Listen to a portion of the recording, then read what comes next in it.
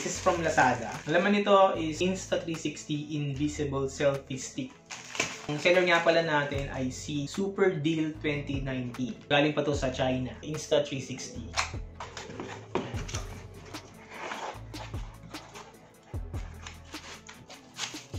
Okay.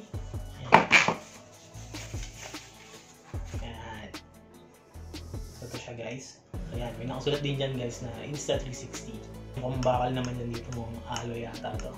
So yun yung pinakadulo niya. Okay.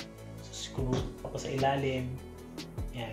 So para pwede mong lagyan ng mga tripod. Sa grip niya, ito parang may halong pagka-rubber. Ayan. Yung pinakahaba niya. Ito siya. Pinakahaba niya.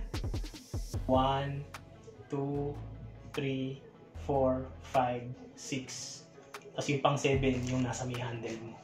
Iba, itwist mo siya ng pakanan or pakaliwa para ma-release siya or mag-lock. Ito hindi naman, no? So, hatakin mo lang talaga siya. Pero maliit lang siya kapag nakaganito. 28 cm hanggang 120 cm. Andito naman yung ating Insta360 na camera. So, try natin ngayon siya ilagay. Ilalim niya, ito yung pinaka-screw.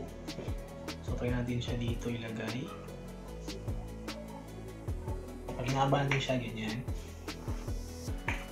So, ngayon, tinanggal natin yung silicone, yung camera natin, para ma-check natin mismo kung yung dapat nasa ilalim. Kasi kanina, may silicone siya, so nakaharang yung rubber. So, yan yung magiging itsura na guys kapag nasa selfie stick na siya.